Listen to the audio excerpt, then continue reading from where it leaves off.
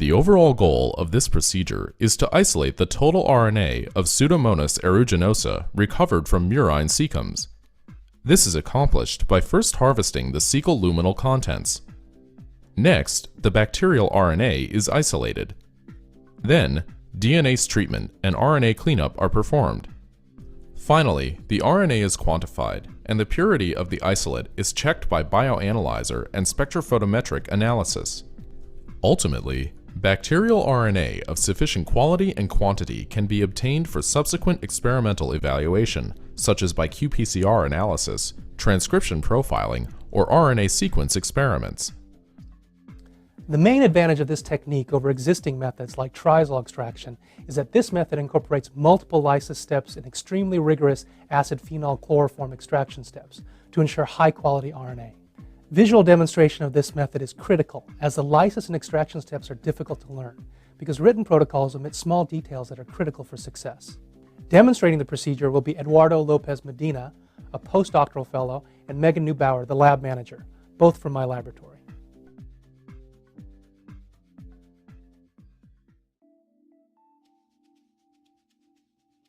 Before beginning the harvest, immerse a clean stainless steel mortar in a liquid nitrogen bath.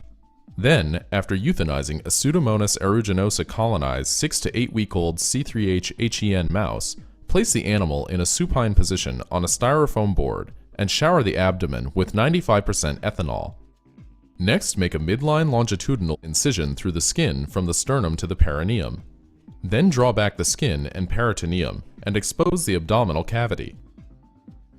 Now resect the entire cecum.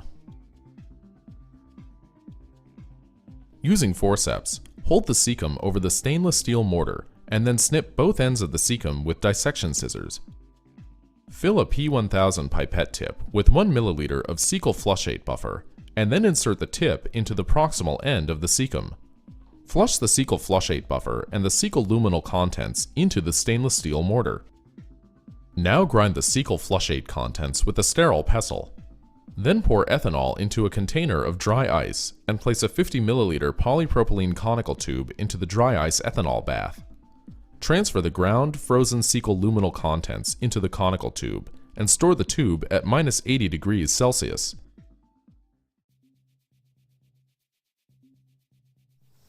This next series of steps are the trickiest of the procedure. Given the complex nature of materials recovered from the murine cecum, the repeated cold acid phenol-chloroform extractions are absolutely required in order to achieve acceptable RNA quality and integrity. Between 3 to 5 extractions may be required before the white interface between the aqueous and organic phases is eliminated. Transfer 1 volume of acid phenol-chloroform into a 50 milliliter Oak Ridge centrifuge tube. Secure the cap with parafilm, and then warm the tube in a 65 degrees Celsius water bath. Place half a volume of lysis buffer into a 50 milliliter polypropylene conical tube, and then boil the buffer for 5 minutes. After removing the cecal luminal contents from -80 degrees Celsius storage, briefly warm the tube with a brisk hand rub, and then add the boiling lysis buffer to the tube. Shake the mixture to homogenize the lysis buffer cecal luminal contents solution. Boil the lysis buffer and cecal luminal contents for 5 minutes with periodic vortexing. Unseal the Oak Ridge centrifuge tube containing the phenol-chloroform solution and transfer the cecal contents lysis sample to the tube. Then reseal the cap with parafilm and place the tube back in the 65 degrees Celsius water bath for 10 minutes, vortexing the tube every 2 minutes. Wash the sample at 2500 times G for 15 minutes at 4 degrees Celsius. Now carefully transfer the aqueous phase to a fresh 50 milliliter Oak Ridge centrifuge tube, avoiding any of the white interface. Then add an equal volume of acid phenol-chloroform to the new tube. Seal the cap with parafilm and mix the contents well by vortexing the tube at high speed. Continue centrifuging the sample and transferring the aqueous phase to the centrifuge tube. If the volume of the upper aqueous phase becomes too small, it can be transferred to a smaller diameter tube. Continue this process until there is no visible white interface between the aqueous and organic phases. When the white interface is gone, carefully transfer the aqueous phase to a fresh centrifuge tube. Then add an equal volume of chloroform isoamyl alcohol to the tube. Seal the cap and mix the contents well by vortexing. Next, after centrifuging the sample again, transfer the aqueous phase to a 15 ml polypropylene conical tube and add an equal volume of isopropanol. Then incubate the solution at -20 degrees Celsius for at least 2 hours or overnight. After incubating the sample, centrifuge the tube for 45 minutes. After identifying the gel-like pellet at the bottom of the tube, remove the supernatant. Now wash the pellet with 1 ml of ice-cold 70% ethanol by vortexing the tube, and then centrifuge the sample at 10,000 times G for 5 minutes at 4 degrees Celsius. Finally, remove the supernatant and invert the tube to let the pellet air dry at room temperature for 10 minutes. Then resuspend the RNA pellet in 200 microliters of RNase-free water.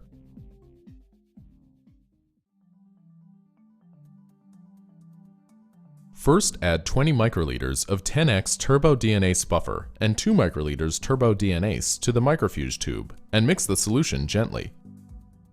Then incubate the tube at 37 degrees Celsius for 20 minutes, and then add 20 microliters of resuspended DNase inactivation reagent to the tube and mix well.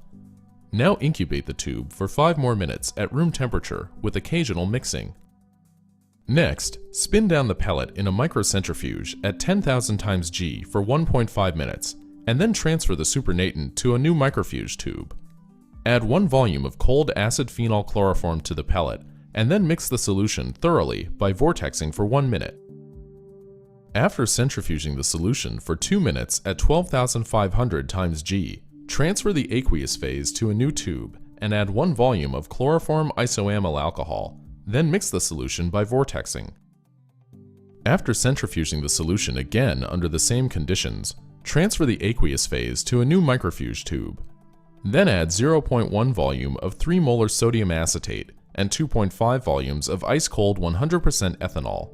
Vortex the tube to mix. Incubate the sample at -80 degrees Celsius for 30 minutes.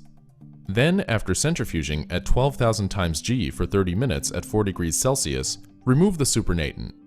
Finally, wash the pellet with 1 ml of ice-cold 70% ethanol. Remove the supernatant and air dry the pellet for 10 minutes. Then resuspend the pellet in 100 microliters of RNase-free water.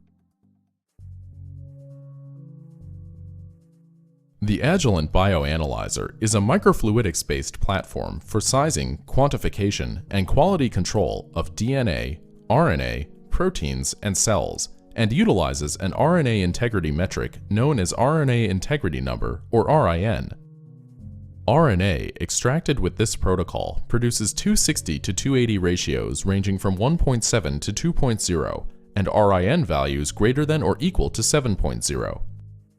An example of an Agilent Bioanalyzer electropherogram of the bacterial RNA is shown here on the left, and a gel-like image of Pseudomonas aeruginosa recovered from murine cecal contents is shown here on the right.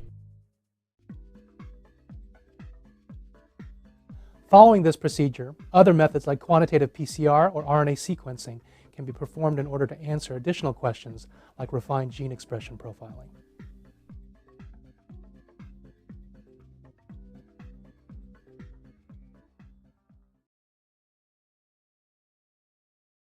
The advantages.